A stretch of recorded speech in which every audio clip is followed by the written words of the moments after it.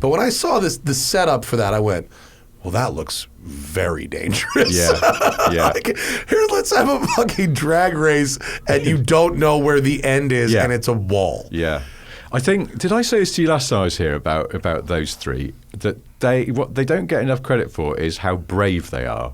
I mean, brave slash stupid, but brave. I wouldn't do things like that personally. I would kind of go, this looks sketchy. Let's not do it. But they just go, yeah, okay. Do you think it would make good TV? Let's do it. Yeah. Hello, everybody, and welcome to the Smoking Tire Podcast. If this sounds a little weird, it's because I'm recording it from Gate E8 in Atlanta Hartsfield International Airport on my way to Spain to drive the new Audi R8. This week's shows are brought to you in part by Manscaped. You know what Manscaped is about. It's about taking care of your bits. It's never too early to play holiday music, and it's never too early to start thinking about gifts for yourself or gifts for the man in your life, or gifts for a friend, or for the friends in your pants. You can make this a season to be jolly with Manscaped. Do your little drummer boy a favor and use the Lawnmower 4.0 to avoid another silent night in the bedroom. Then add in Manscaped's top-of-the-line shower products to have the people thinking, all I want for Christmas is you. Santa cares about his sack, and so should you. Look nice when you get naughty and get free shipping and 20% off by going to manscaped.com/tire. The Manscaped Premium Platinum Package 4.0 is the one-stop shop for the man who deserves it all. It's got everything you need to help you deck the halls from face to balls in time for mistletoe season. I don't know what the Manscaped people are paying their script writers, but it is not enough. These people have really got their metaphors on lock. Smelling good, feeling good. They describe your groomed candy cane. It's time to make sure you don't smell like a reindeer with the Platinum Package's shower products. And all of Manscaped shower gear is sulfate-free, vegan, and made to have your skin feeling hydrated and smelling fresh. For the perfect stocking stuffer, add in the brand new Body Buffer, an incredible body scrubber that makes exfoliating easy and a lot cleaner than that old loofah. So get 20% off and free shipping at manscaped.com/tire. That's 20% off with free shipping at manscaped.com/tire. At Manscaped, you can get your jingle balls ready for the holidays. That is right. We're also brought to you by Off the Record. We love Off the Record. You should never, ever plead guilty to a moving violation because no matter where you are in the United States of America, Off the Record has your back. They will connect you with a qualified attorney who will fight that ticket on your behalf for a very reasonable fee. And using our code, you get 10% off that. They have an amazing success rate. And if they don't win and get those points off your record, money back guarantee.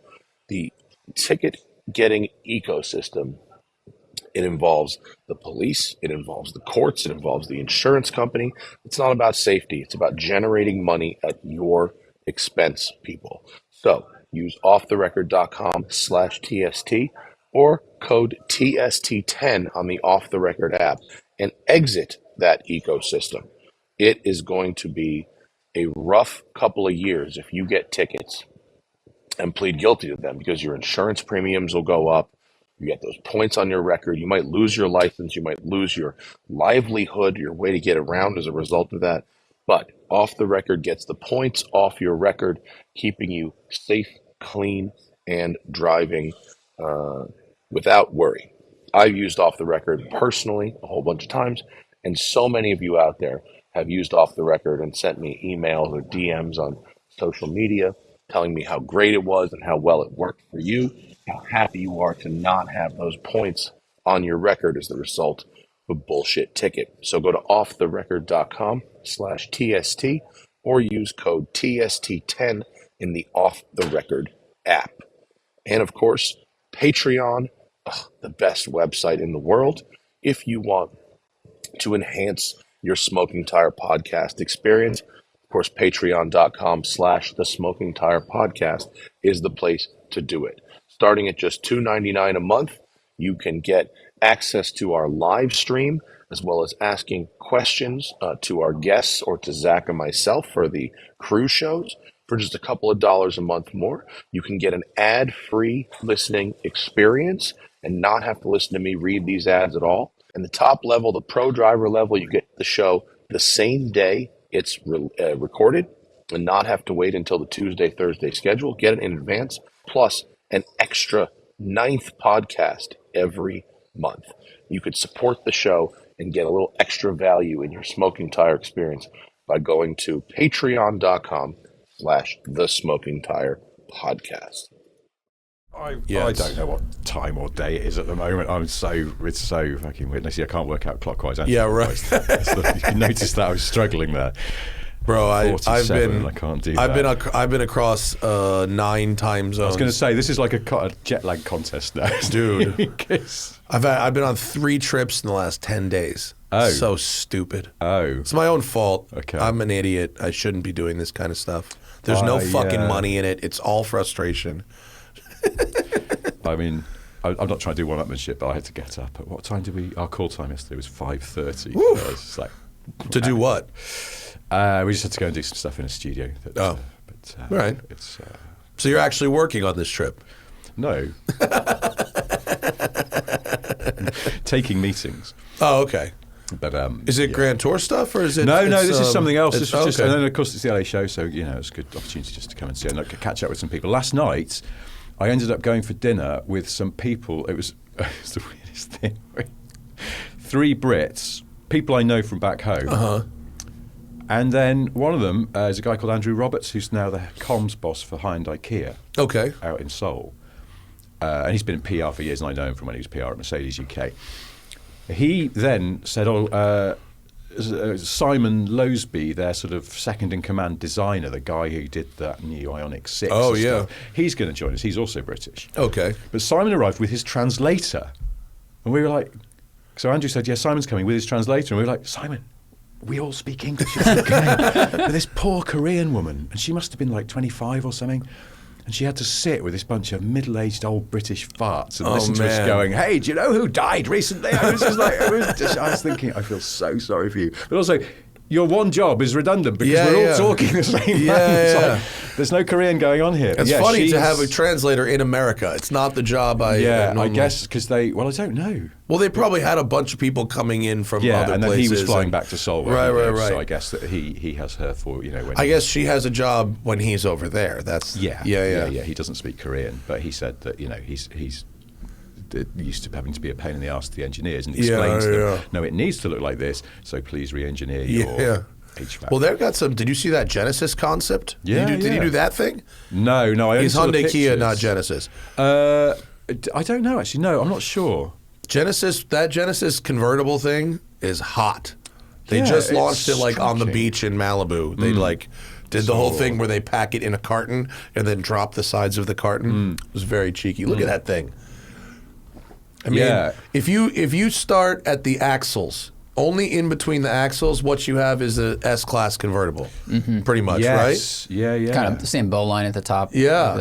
But it's nice, though. I'm going to guess that in real life, that car is absolutely massive. Isn't it? It probably is. I didn't see it because I was in fucking España, but everyone who saw it, that's huge. That is a good-looking car. That's like a sort of 60s land yacht. Yeah. The The personal luxury coupe has returned.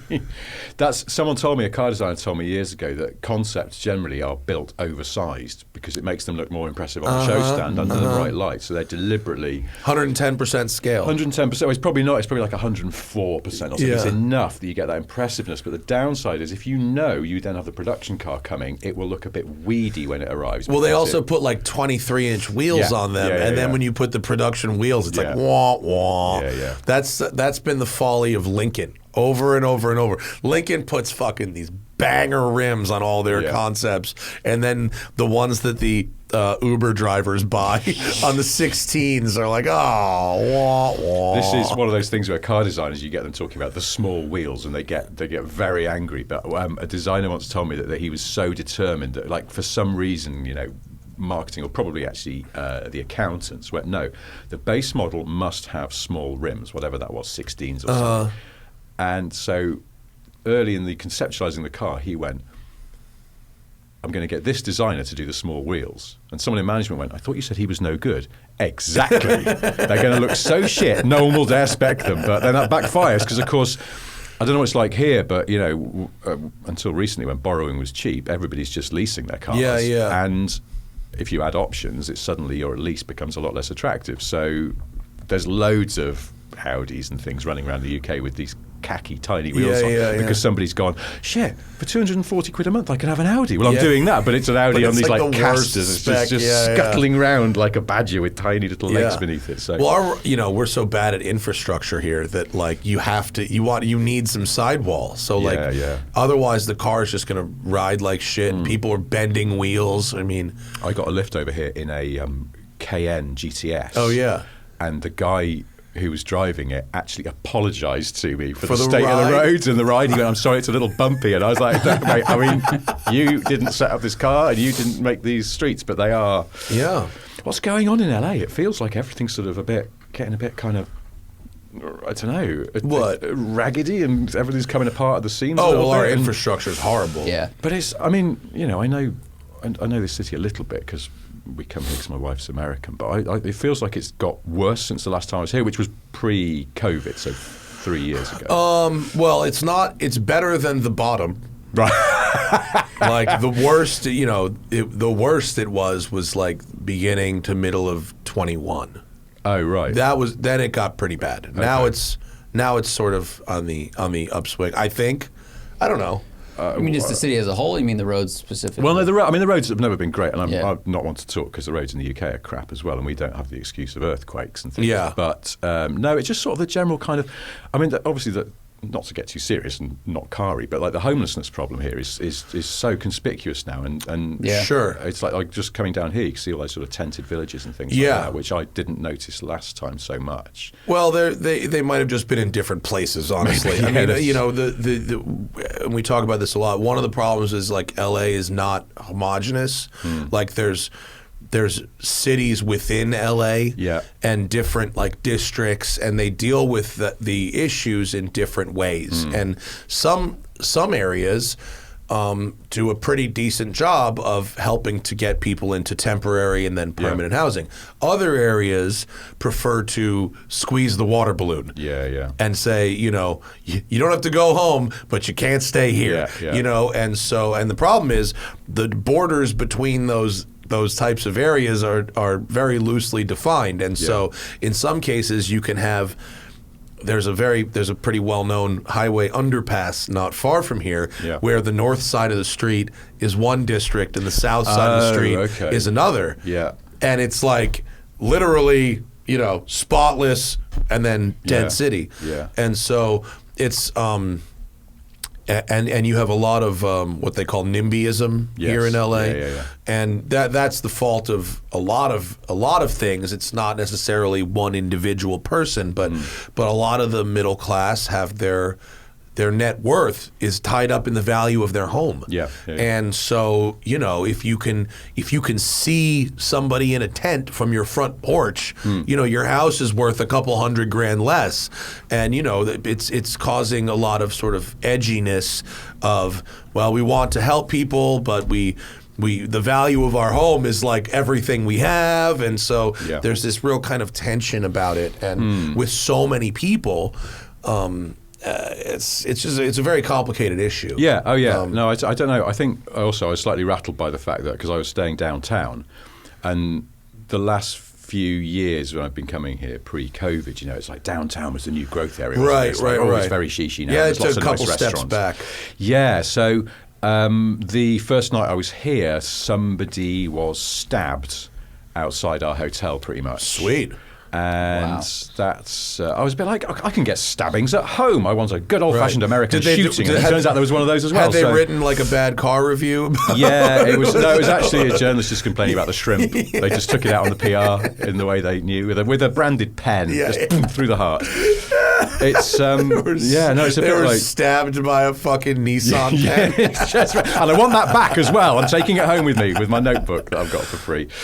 Yeah, so that was a bit like, what, outside that? Oh, God, because I was going to go It's a bit for a run. transitional. Yes, But I brought my running shoes because I kind of got big into running during lockdowns and things. And I was like, and I love, purely being a dick about this, by the way, I love going for a run in unfamiliar and possibly quite glamorous places because then it shows up on Strava, so my friends on Strava see it. I've only got 3 friends on Strava. That's hilarious. But it was one of my friends who... Glamorous downtown do you make Los routes Angeles. that are like the shape so- of a cock and balls? Like so No, I trails always show wanted to do that up? because we moved out of London this year, but in my old neighbourhood in London, there were, the streets are quite tightly packed, and I always used to think, but for a little deviation here, I reckon I could make a pretty decent bell end out of this, but I never quite got it right.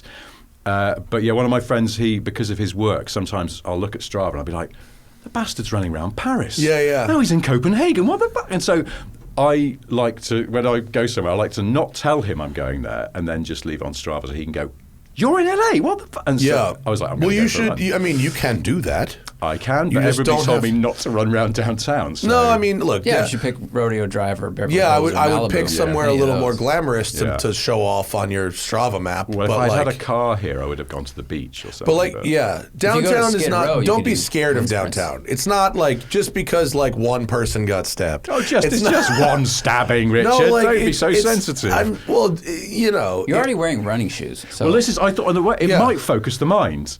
But It the trouble is certainly also, not to be too crude about it, that if you're running, I run with my phone, because particularly in an unfamiliar place, you want to, you can have a map pull up if you get lost. So phone, AirPods, and I've got an Apple Watch. So you're running around with like over £1,000 worth of hardware. Right. So you are a juicy target if somebody just went, like this guy, I'm going to... But you're not, it's not like you're running with a Richard Mille. Like everybody has a phone. Oh, no, I do. I use it to time myself. Yeah. Yes. But I hear you. I know what you mean. Maybe I'm overly defensive about my city, or maybe it's because I read a lot of the actual statistics. I just went on I went to a watch gathering, which in general, I'm a little iffy on that kind of stuff, but I am an enthusiast. So this person invited me, and I hadn't been to one in a while, and they were like, I'm catering it with all this awesome sushi and wine, and I was like, oh, all right. Fine. But, and actually I drummed up some business for the shop there. So it was a good quality marketing expense.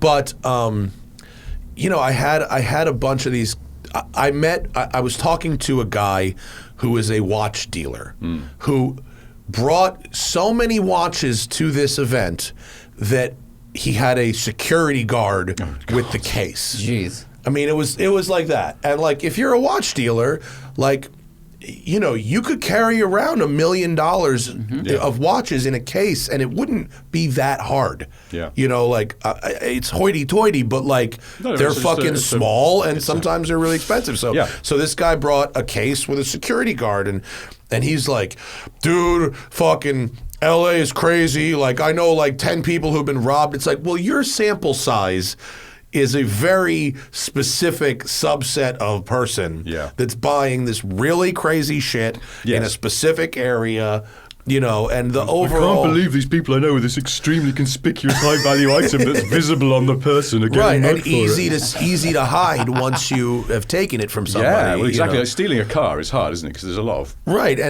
involved. And then also, like, because of Instagram, a lot of people that might want to fucking rob you, like, know what you've got. That's how you shop online as a robber. You just look at Instagram. And you're like, just like, and I noticed their house looks pretty nice. So I'll find out where that Which is club and are they take at right now? their Oh, TV. okay. So I just, to me, I'm like, I always am trying to like set the record sort of straight on the actual numbers versus the, because so many people bring like the anecdotal. Oh, I know a guy who got robbed. I saw a guy get robbed. And it's like, okay, we saw there was a guy on the news who got fucking carjacked for his Ferrari. You can't go anywhere anymore. It's like, well, is that actually reflective of the true danger of the situation? Well, that's why I pulled up that LA Times article that said the homeless population has only grown 4% in the last 2 years during COVID, where I think anecdotally what everyone's saying is like, oh my God, it's blowing, it's just huge, it looks like it's doubling. And part of that is during pandemic, they stopped arresting people and breaking down camps because they didn't want to put people in jail where they could get sick. And the police officers didn't want to go into a camp and possibly get sick themselves. So I think there was just less enforcement for a long time. So people were able to just build a village that they knew wasn't going to get touched or taken down. Yeah. And to their credit, I have seen some creative infrastructure. Absolutely. Yeah, I know. I It's mean- an awful thing to say because these people are presumably pretty much rock bottom, but you sometimes go, that looks cozy. I like that. If I was a kid, particularly, you'd go, "Wow, little you base." built it, you have built You a go, fort. "Actually, Yeah. It's because the poor people don't have a home." But anyway, No, that's-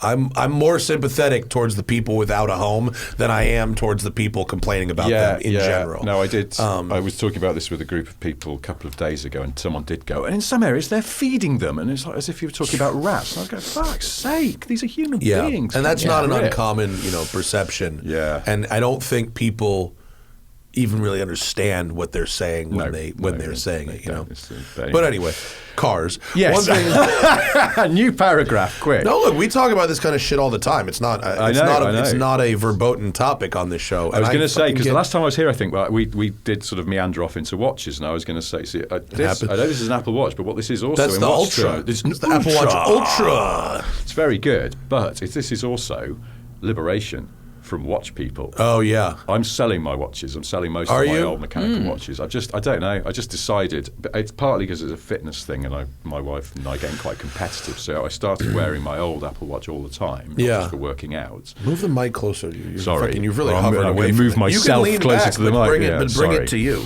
But yeah, when the Ultra came along, I was a sucker for that because I was like, I'm just going to flog a load of mechanical stuff, and then I can justify that this is a little more pricey, but it's certainly less than. I don't want my wrist to fucking vibrate with text messages. You can turn that off. Well, then why do I have the fancy watch? What I really want is the fitness sensor that's Yes. stuck to the back of that, Yeah. that I can somehow affix to the back of my Yes. mechanical watch, Yeah. and then I can get the fitness benefits that will then go to my phone. Yeah. That's a good invention. It's I think kind of right people now. make them, It's don't they? Copywritten. As No, yes. people have tried to do it. They haven't made them thin enough on their own where because when they're attached to the power supply and the brain of the rest of the watch, the sensor can be a little thinner. But when it's a standalone unit, Yeah. they haven't quite gotten it. But that's the shit I want. Yeah, yeah. I And can when see that that. comes out, I'm doing that. That or I might end up double wristing with the Fitbit thing. Watch me now segue back into cars. Go ahead. I sold a watch a few weeks ago. I used the money to buy a car. Is that what you bought that Fiat Panda with? Yeah. So I sold a watch, and then that allowed me, in man maths, to go, well, this is a zero-sum game. This is the same. So I'm buying a car, but I bought it while my wife was in the US for 10 days on business, and she came back and I still didn't tell her. This is where it went very wrong. Oh, no. Because I thought, I won't tell her while she's away, 'cause she's got a lot on. She was doing a lot of important work stuff. But when she comes back, I'll just casually mention it. It'll be fine. But then she came back and there was never an opportune moment. And then she just found the keys. She went, why are there some old Fiat keys in? I'll drop. Why is there an old Fiat parked outside that? What have you fucking done? And I was like, well, I just kind of bought an old Fiat. And it's, Has she driven it yet? No. Okay. She almost refuses to on a point of principle. But I'm hoping. But did you tell her that the man math said it didn't cost anything? I did. And how did she take that? Well, you see, we've just moved house and we need to do stuff to our new house. Oh, shit. And we have, for example, just had some new curtains made for a couple of the rooms. I don't know if you've ever had curtains made. They're expensive. Oh, my God. They're really expensive. So what she's thinking is, now bear in mind, this Fiat was a couple of £1,000. Yeah. But that could have bought some more Yeah. curtains in her head. So that's why she's sort of a bit salty about it. Yeah. It's also because we now have 4 cars. But man math says if you sell a watch to buy curtains, that's not equal. I know. I That's enjoy the not new curtains, equal. by the way, for the record. Yeah. And if you're listening, my man wife, math, you have to turn a machine into another machine. Exactly, mechanical Yeah. for mechanical, not fabric. You don't want mechanical for fabric. That makes no sense. Yeah. So, it's fine, and it's a nice. And are they little like car, old so- school, like drapes? Yes, Are they, yes, okay, yes. Yeah. Oh, sorry, yes, you'd say drapes. Like No. these things Well, here, there's but- curtains could be like some crazy shit. I don't know. Oh, no, maybe they're you got just- some fucking baller curtains, like cashmere or something. No, they're. I don't know. I mean, I assume for the price they cost, they're made of fucking gold, but it seems not. They're just cotton or something, or wool. Dude, I we don't had know. custom screens made for our new house because Screens, like like- bug screens. Okay, yeah. Like and they're really really cool. Like they're not regular screens. Like they open and close. Like they roll up and come down, and they're for big openings. Like Yeah. for like the back door and our front door and everything. Yeah. And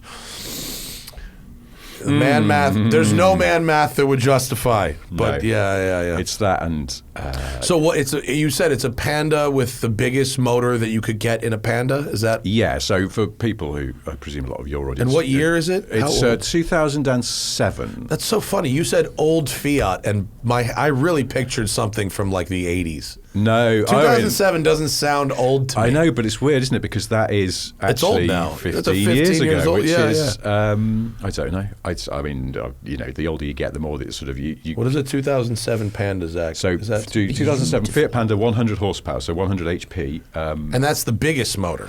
Yeah, so what's tiny the car. Oh, they did a. Let me think. Oh yeah, there you go. So you see now, if you look at the picture, sort of the third column, and then see that one where it's got pumped up arches and that grid. There's the 100 horsepower is the one with the sort of Audi-esque grille and arch extensions. On the top, right? Top. So see the orange one on the top, and then the one to the left of it. There you go. That's 100 horsepower. Oh yeah. Bada boom! You see, molto bene. Look at that little. So it's like a fridge, but they put arch extensions on a fridge. It's just, and mine's black, and it's sweet, but also it's like a little terrier wide of a body. car. But they got, so the next model up in the Fiat range was the Punto, a slightly larger hatchback. So they took an engine from the Punto essentially and crammed it into the Panda. Nice. Like some kind of Frankenstein So is it like experiment. a 1.2 or it's something? It's a 1.4, so Ooh. 100 horsepower. I think it's actually 99 if you're being picky, but it's... What drew you to this? Why? They're just fun. Now this is part of how I justified it to my wife, and she went, what? I just want to zoom about. I just want something to zoom about because our family car is a Range Rover, which is wonderful, but it doesn't zoom. No, it does not zoom. It cruises. It glides. Yeah. And I wanted something small with a manual gearbox. Sure. Because our small car, we do have a small car. We have something called a Volkswagen E-Up, which is a little electric car. Oh, yeah. But of course, electric, no gears. And I just miss changing gear. Sure. And so I thought, now, how can I get into it? And I just suddenly, it popped into my head, and I was like, I've got a craving for leaves. I mean, the math, you could have bought a fucking 911 or something. The math is... Well, I just sold a 911, you see, so did you? Yeah, yes. To buy more curtains? Basically, well, to buy the house, if I'm honest, because there's a thing in the UK called stamp duty, which is essentially a tax on buying a new house, and it's quite... It's a one-timer? punishing. Yeah. But it's a percentage of the value of the house. Right. It's very ouchy, and you're just handing... But not every year, just once? Just once. Just upon completion of your purchase of the house, you have to give the government a bunch of money. And to make that feasible, the Porsche had to go. That's unfortunate. Yeah. Well, it's unfortunate for my wife. I might give the impression she doesn't like cars, and she does like cars, and she loved that Porsche, and she basically commandeered it, and it became her car, and she was commuting in it and stuff. And then, but she's also, sensible, and she went, because we were going, how are we going to afford this and not, saddle ourselves with more debt than we should? Well, there's some money sitting outside in basalt black with black leather, and we could do that. And I was like, I can't believe I'm saying that. She went, I can't believe it either. I thought you'd never sell that. Yeah. I also have a Land Rover Defender, one of the last of the old shaped Defenders. Sure. That I've had from new. Because she went, well, actually, like 90s? No. So the last year of production was 2015. Oh, yeah. Right. Actually, it wasn't. Good fact. This is one of the last ones, the heritage ones that came in that light green, sort of very kind of retro-y looking. They have a plaque on them that says Land Rover 1948 to 2015. And that's supposed to commemorate the production run of the... There you go, that's it. Mine's the 90, the shorty one. And actually, classic Land Rover style, there was so much demand, they kept making them into 2016, so it has a factually inaccurate plaque on it. It's just fantastically Land Rover-y thing to do. That's the most Land Rover thing ever. And by 2015, they put like a somewhat modern like dashboard in it, right? Yes. Oh, yes. Yeah. People are always amazed when I go, look, it's got electric windows. Yeah. What? Yeah, so that's it. There you go, see? Yeah, Lovely. They were using these as cool. hotel cars when I was in Scotland 2 months ago. Okay. They had really nice, like juiced up ones with custom tweed interiors and stuff. Right. Yeah, okay. it was a big deal. Yeah, sweet car. But I can't remember what I was saying now. Oh, yeah, so my wife went, well, we could always sell the Land Rover as well. I was like, no, we're not selling the Land Rover. Heresy! There's a line here, and you've just crossed it, lady. But the 911 went, but then we sold the Porsche. This is very boring, just come and talk about your personal finances, Richard. But so we sold the Porsche because we wanted to buy this lovely house that we'd found. And when the man who bought the Porsche came to collect it, my wife was in our bedroom, which was at the front of our old house, looking out onto the street, and she watched him drive away. And then she burst into tears tears, Oh, and no. collapsed onto the bed and did like a toddler, kind of like kicked her legs around a bit. And I was like, I've never seen you behave like this about any material thing. But she's you like, say- I loved that car. You could sell some curtains to get a new one. Yeah, well, this is it now. We can just, we'll never sleep because it'd be too bright in the house, but we could have a 911. She has, I think genuinely she is covertly plotting how she can get another one. Maybe she will. Except that she now runs a natural history company, makes films about animals. Oh, okay. So she works with a lot of very ecologically aware people, and she drives to the office every day in this little electric car, and that's a good look. Yeah. And she was like, I'm never going to tell them that I used to commute to my old job in a Porsche because that would sound bad. Yeah, but it's an opportunity to educate that keeping a 20-year-old car going, yes. Yeah, that there's manufacturing costs involved, and you didn't have to mine the lithium from fucking Bolivia or something. Well, that's it. I feel quite virtuous now because we have, admittedly unnecessary cars, but like two of our cars, the Range Rover is 12 years old. Yeah, and the Panda keeping is 15. an old car running is good. There's different data about this, you might have noticed, and you can kind of cut the cake different ways to support whatever argument you want. But I think in general, yes, if you're not making, the energy that a car factory consumes alone is extraordinary, isn't it? And I was just, where was I? I was in, where was I? That's the right question. I was talking to someone who now works at Audi, but used to work for ZF Transmissions. Oh, yeah. ZF. Yeah. And he told me one of the wildest things. He said, ZF made transmissions in America, and they made transmissions in Germany. Yeah. And the transmissions they made in Germany went in the American cars. What? And the transmissions they made in America went in the German cars. And, and because of contracts and negotiations in place and all this stuff, they could have put the American trucks or the American transmissions in a truck and driven them 10 miles up the road to where the cars were built that they went in. But no, those cars got transmissions from Germany, and they were the same fucking transmissions. That's insane. Isn't that wild? It's. I sort of imagine a lot of that goes on, though. The sort of logistical. Yeah. Or what was that story about? There was something about Priuses that had to get. I think they've solved this by now, but at some point there were hybrid cars that had to be shipped across the ocean twice. Yes. It's just shit like that. Wasn't there something about the lithium had to come from somewhere to a place where it was processed, put into the battery went to the factory, but then it had to be something had to be done to it, which meant it had to go somewhere else and then come back. So there was something I seem to remember reading. There was also the carbon roof on one of the 911 GT3s or 2s. Not this generation, probably the last one, had an incredibly circuitous journey around the world. I think it's where for some reason, like one place made it but couldn't cut it, so it had to travel around the world to be cut and then go Germany back, to be fitted to the car. And you just went, that's a lot of carbon in that roof. Not as well as literally, but the carbon cost of that. The offset is insane. But then again, they're making a few hundred of those, so it's sort of in the general scheme. And when I expressed my horror at hearing this story about the transmission, he's like, I could sit here and give you 30 more examples of stuff that has to be shipped really, really far, to make cars. And so I know that fucking when I remember that episode of Top Gear when Clarkson had that guy C6 Steve.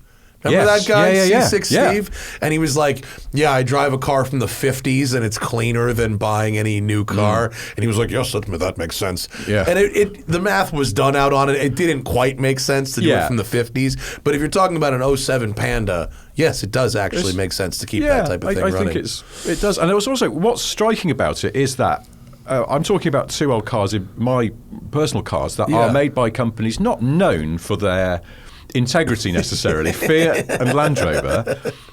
And actually, I'm going to touch your attractive wooden table when I say this. They're sort of fine because all cars of the 21st century are amazingly well built, and now they don't rot. Right. The way that cars used to until the 90s, I think, and in some cases later. Well, it's all then, what fells them a lot of time is electronics, isn't it? It's the ECUs going on the tits, and then suddenly it's like 1,200 quid to replace an ECU in a £900 car. Yeah. It's going in the bin, and that's wasteful, but at the same time, you can see why someone would balk at spending that No, money. like a modern car that's relatively simple. That's not your Range Rover, but certainly a Fiat Panda. Like that car will last a really, really long time. I'm very nervous about boasting about my Range Rover, but I swear that it hasn't. It's a Ford-built one, right? Yes, it is. Yeah, so it has those were good. Yeah, and you remember it's an L322 if you're going to be nerdy about the model code. So it's not the one that's just been replaced. No, it's the 09 to 12 one. That's it. Yeah, so it's the last facelift of that. Yeah, those were good. They were made really, really well. It needed a little bit of snagging when I first got it, but then since then, that's fucking snagging. Oh, it's something that builders say in the UK, which means you basically do all the big bit, but then obviously there's going to be ragged edges and things like that, and it's debugging your shoddy shortcuts. Yeah, those are good. Yeah. So that's a pre-facelift one. That's the original shape. Mine's got the slimmer headlights, but it is silver. Mine actually. Those were the camera cars for Top Gear too. Yes, they were.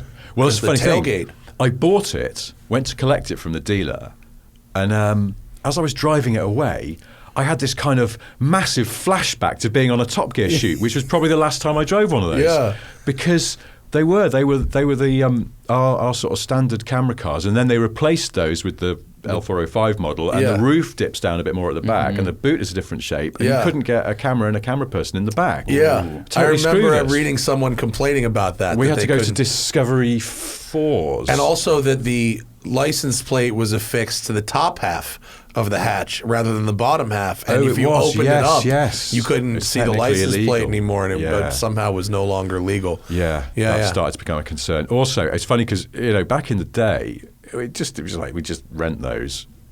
Guys get in the boot, flick that, because to explain to people who don't realise, it's like they've got the split tailgate, so you can have the lower half up, so it's safer for the crew in the back. Very good they're camera not going car. to fall out. And they've got a decent ride, and there's spacious enough in that. Then your sound recordist can sit in the back seat with plenty of room for his pack, and all the sort of gubbins he needs. And you can then have other people in the car as well, which is useful on a shoot just to move people around. So they were bloody great at the job. But now when they go filming, it's hard to find cars that suit, but also that everyone is much more aware of the inherent dangers, which are not just falling out the back. So quite often, depending on where the exhaust comes out, they'll stick a flexi tube on it and run it up to the roof, so that the guy in the back's not getting gassed. Which back in the day, no one ever thought about that. And it's like these poor bastards sat in the back going, feeling a bit lightheaded, but I'll carry on, don't worry, because camera people That is very thoughtful, isn't it? Yeah, well, it's because good camera people are hard to find. You don't want to give them brain damage or something. But back in the day, it just didn't even occur. Are you using more remote cameras as well, because that technology is more affordable? Not for tracking, not for doing. Still hanging out the back of a car. Yeah, because you can keep the smaller footprint, and the cameras you folks use are pretty significant, like in terms of complexity. Yeah, they are, because the Amazon tech spec is sky high because they want to future-proof their shows. So it's, I can't remember now, it's like 4K HDR something else. Yeah. It's mad. Because I remember I watched the episode of Grand Tour where you guys did the night drive with tank treads and stuff. Which country did you drive across? Oh God, I didn't do much work on that one, so don't talk about it, Zach. I'm not interested. It was in Madagascar. Was that the one? Oh yeah, so, yeah. And just the shots at night, the fact you could see like Richard's face clearly, and this was an outside shot looking back at the camera. You could see the headlight definition, Richard's face, and the sky behind it. And it was all dark. Yeah. And I went, that's an expensive camera. That is amazing dynamic. I'll tell you what, being in that car and driving at night with a light shining in your face from behind the visors has got to be terrible. Yeah. That's a misery. I liked the Scandinavia one, though. I thought that was fun. Yeah, that turned out all right, didn't it? That fucking really crashed, though. Yeah. It's funny because I saw people online going, well, of course, it's all staged. And I was like, no, that was a big crash. He wasn't. That was a bad fucking crash. It could have been a lot worse, but it could have been a lot better if he hadn't crashed. You know what was crazy was... I didn't know that he had a crash. I mean, I saw some clip where the car had been damaged. There was a teaser for the episode, so I knew the car was going to get fucked up somehow. But when I saw the setup for that, I went, "Well, that looks very dangerous." Yeah. Like, here, let's have a fucking drag race, and you don't know where the end is, and it's a wall. Yeah. I think, did I say this to you last time I was here about those three, that what they don't get enough credit for is how brave they are. I mean, brave / stupid, but brave. I wouldn't do things like that personally. I would kind of go, this looks sketchy, let's not do it. But they just go, yeah, okay, do you think it would make good TV? Let's do it, yeah? Yeah. Which maybe when you bold. survive enough of them. Yeah, well, that's it. They've all had, to differing degrees, accidents. Some pretty sketchy ones. Yeah, and James is okay, but I'd be lying if I said he's just absolutely fine now. There are some echoes of what happened there a few months ago. That was a bad crash. Bad crash, in a fucking tin can of a car. Yes, like it's not like an Evo is like a good thing to crash. No, it's not like his 22 And the airbags didn't go off, did they? I think they might have been. That car didn't have side airbags. No, it wouldn't have had side airbags. So they've got those shell. I think it's got racing seats effectively, hasn't it? Yeah. So, yeah, it was hairy. And it's also, I mean, not to be cruel, but James is 62. It's like you just, your body cannot take those kind of knocks the way it could when you're 22. Sure. It's just a fact for all of us. And so the fact that he wasn't more badly dinged up is quite a relief. But, it did seem that they fixed, the staged part of it was how fast they were able to fix the car. I was shocked if that is if it's remotely time accurate that they were able to get the car going that quickly, because it was fucked up. I mean, it wasn't. Let's think. I mean, I wasn't there for the shoot, so I can't say for sure. But I tell you what, the bit that probably helped is that over the years we've learned the hard way that when you're somewhere remote and you have these cars, particularly if they weren't sold in that country. Be ready with it's the shop. worth taking some basic spares and probably a mechanic who knows his stuff, like a field mechanic, basically someone who. So we used to have a rally mechanic. So you have like a exactly Dakar setup, where you've got half a truck and but it's you can't take everything. I think there was a lot of bodgery to get that Evo back up running, but just anything you could. But there were some basic parts would have been in a van that had followed everyone. But there's a few really sketchy things that happen. I mean, is driving into the fucking ice, is that staged? Well, I mean, it was planned? Like, it was they knew that was dangerous, so it was kind of, if you go here, this will get worse. If you go here, you'll be perfectly fine. Well, of course, it's like the instinct to try and make good television is, let's push it. Yeah. Let's go to where it's going to... Because do you remember when we drove to the North Pole in that Hilux? And you got all that great audio of the ice creaking. Yeah. Which was all totally, it's like... And I remember watching it and going, that is frigging terrifying. Yeah. The ice is creaking below your car, which you're inside. No. So it is that bravery again. It's that desire to push to the point where then, hopefully things... And what is... probably not seen is all of the supports off camera, so that it's like, do you remember also we did that thing where we made a hover van on Top Gear, which is bloody stupid, but I don't know, quite amusing, and they went to test it. And that was one of those ones where it's like, if you do this, it'll be fine. If you do this, things may go a bit wrong. Well, of course, Jeremy's just like, well, I'm going to do the one that's going to make better telly, which is for it to go wrong. And so he drove in far too fast. The thing started sinking. But of course, off camera, we had to... there's a rescue boat and whatever. There's two frogmen in the water. And because, I mean, what you can't do, ideally, is kill your on-screen talent. It's, you do, or even hurt them. And because that's... And that has happened. And that has happened. And insurance is, insurance is very expensive for them anyway, because they're, high worth people. Sure. I had an hour conversation with Mate Ramatz at Pebble Beach, and he went, man, when fucking Richard drove off a mountain, he's like, this is the end of our company. Our company's done right now, and obviously he was concerned about Richard being hurt, but on top of that, it was like, oh shit! Like we've just publicly we've just killed one of the fucking car that killed Richard Hammond. It's like God knows we've tried over the years, and finally, these are the people who saw it through to its conclusion. I know. I can imagine I know he was absolutely cacking it about it. And he's a good dude. Yes, Mate. yeah. Have you driven the Nevera yet? I have not. No, well, I hear good. You things. have to find a way to do it. I mean, yes, I know. We have taken the EV as a dragster to its logical conclusion. But I remember years ago you talking about on this show about the unpleasantness of putting a Tesla in whatever the mode was at that point. Probably ludicrous. This is that. And I was like, it's the first time with someone I'd heard sort of acknowledging that actually this sort of ceases to be fun. It becomes more like an act of endurance. Totally. And it's like, Which brings me back to buying a cheap Fiat, because it gives you all the sort of little tingly things that we love about cars. Right. At low speed. Sometimes you're driving that thing and you're going, oh my God, really on it now? Oh, 40 miles an hour. That's quite nice, isn't it? It's just like, it's giving you sensations that you actually, I think we as car people crave. Yeah, well, that's what I wrote. I mean, the Nevera it's amazing because I ran an 8-second quarter mile on the street. Oh my God. Just with the air conditioning on and like, so as an achievement, it's extraordinary. Yeah. And I don't know if you saw, Harris's recent clip with it from Top Gear. You know, you can fucking slide that thing. I didn't have the opportunity because I drove it in Malibu. Okay. But if you have the opportunity and the space, you know, you can do things dynamically with it that are pretty amazing. Yeah. I just watched Chris doing the AMG One. Oh yeah! Did you see that? I haven't seen it yet. Sunday's Top Is he Gear. shit his pants or is it? No, but I was like, I messaged him afterwards because I was like, reading between the lines, that car's dog shit, isn't it? Because he was being polite. Yeah. But it sounds terrible. I mean, the people that I know who have driven it, which are a few rich guys that have them on order from around here, were not incredibly stoked on it.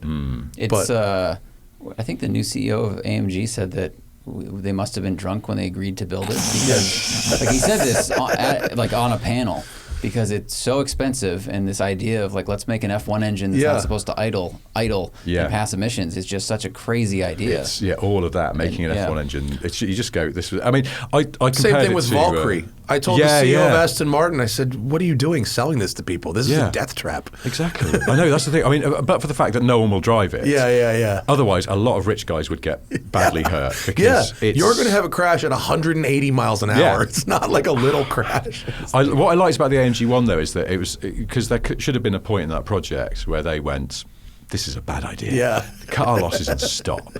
But instead they went, no, it's fine. Yeah. I'm willing to bet that most of the team on that car were men. Because it reminded me very much of a situation at home where I'd like, right, I'm going to hang some shelves here. And my wife would go, that's not a good place to put shelves. It's fine. I'm going to do it. I don't think that's a load-bearing wall. I'm going to do it anyway. You'll bang your head on those shelves every time you walk past. And no, I won't. I'm doing it. My head. And you just go, it's like, just listen to reason instead of being pig-headed. And that's the ultimate corporate pig-headedness, where they've got, no, we are going to do it. We are going to do it. And you said we can't do it, so now we're going to do it. And it's like, it's not worked by the sounds of it. I mean, Monkey did say that it's like the engine is really intriguing, that they have got this craze. If he says intriguing, I think we're intriguing. That is Monkey for shit. No, he was, because this was not, because he has other words where it's really something glorious. Yeah, I don't know. That's funny. But yeah, he was. When you watch his review, he was I will watch it later today. I missed it, but I will catch up. But the Nevera is, if you are doing, and all these electric dragsters, if you're doing the thing it does, you go, well, fuck me, this is deeply irresponsible to sell to people, but impressive. But when you're driving it around at 35 or 40 miles an hour, you might as well be in a Model 3. Yeah. Because all electric cars are the same at 10% throttle. It doesn't matter if 100% throttle means 300 horsepower or 500 horsepower or 2,000 horsepower. 10% is still the same. Yeah. And so the Fiat Panda or my Ferrari 328 or an old 911 or anything, a Mini Cooper is more entertaining. And things. Now, you're doing something. I don't know if I'm allowed to mention my podcast, because we're sort of but the reason you're here is because you have a podcast. We do. Well, everyone Smith has a podcast now, don't they? 2022. You right. A podcaster, you're not a person. You must. So we were talking about this on our podcast the other week. I have this theory that we are going to see more and more weird, embarrassing, quite low-speed accidents as we get more EVs, because they launch off the line with such ferocity that, and particularly in the UK where we have a lot of roundabouts. That point where someone who is maybe not such a confident driver has a moment of dithering where they're like, shall I go for the gap on the roundabout? Shall I? In an internal combustion car, they can kind of go, I'll put my foot down. No, second thoughts. And actually the car's barely moved. A moderately powerful EV launches off the line immediately with all the torque that it has. And if you screw up your entry onto a roundabout, you're just going to smash into somebody else by mistake. Yeah. So my old garage, before we built this, my old garage was right across from Tesla's body shop. Oh. And the number of cars with front end damage. They were being driven into things. And wow. And if you take someone like my wife, who is a fine driver, by regular people standards, she's not an enthusiast, but like she doesn't crash into things. Yeah. When she drives our Ford Mach-E versus anything else, she drives like a complete psycho. Really? Yeah. That's because the interesting. torque is there and any gap is available. Yeah. And you're politely taking that gap. You're not Hellcat, into the gap. You can politely be a complete dick. Yeah. Politely and smoothly and quietly and quietly. Yeah. I'm hoping that the mainstream EV revolution results in a few leftover credits to keep building engaging sports cars that aren't like supercars. Well, I think we're on the same page here, aren't we? Yeah. Because you've got your Mach-E and we've got a little E-Up. We used to have an I-Pace. I mean, admittedly switched the I-Pace for the supercharged Range Rover. Sort of ecologically maybe a step back, but keeping I-Paces an old were car a little going. bit ahead of their time, I think. Yeah, They were that's a actually kinda cruelly overlooked car. I don't know how they sell here. I'm guessing not very well. Not that well, but when I see one around once in a while, I nod and smile. that someone Yeah, has they're gone a for it. delightful thing to see, and I think they still look good. They do look good. Yeah, they're cool. And I think because they were contract built, they are contract built in Austria By Magna, Steyr. right? So I think because Jaguar were nervous about doing an EV ahead of its time, they sort of went, could you make 4 a week for us? I mean, just it really went low, not knowing what demand would be like. So it's almost they can't push it too much because they couldn't meet that demand. But even so, it was a terrific car. It was a really good car. And at You know the what time, I've just learned from Audi? Did you know the R8 and the e-tron are built in the same assembly line? are they? It's the only car maker in the world to build a gas car and an EV car that is not the same. Not the same It's not the platform at same all. platform. It's not like the Golf and the e-Golf. This is 2 different cars. One is gas, one is EV on the same assembly line. 100% interchangeability on the line. Wow. Isn't that wild? That's nuts. Yeah, it's really cool. In Germany. Ask David Tuig how they do that stuff like that, because Apparently it's they're very proud of it. Perfected the packaging, so they just go, oh, this little unit goes in this car, and this one goes in this car. So I that's really suppose impressive. that's it, isn't it? There's sort of the hardware that you need on the production line is just like the cradles that carry the car, and then it becomes a synchronization. So the of production the line doesn't have a traditional track. It has autonomous robots that carry the car from station to station, following some kind of RFID track. So they can switch out. Oh, here's the robot that just looks like a refrigerator that the thing sits on top of. It's like this one carries the R8 and this one carries the thing. It was really neat what they were showing. I was like, that's cool. Yeah, I went wild. to the Bentley factory a couple of weeks ago. In Crewe? In Crewe, Was it cool? Yeah, I've been before, but not for years. And we went down, they have 2 lines. So they have the Bentayga line and then the Continental GT Flying Spur line. And the factory now is very, very modern, although a lot of the buildings are old, but they've internally very modern, very clean, very, that sort of white operating theatre vibe that you get in a lot of modern car factories.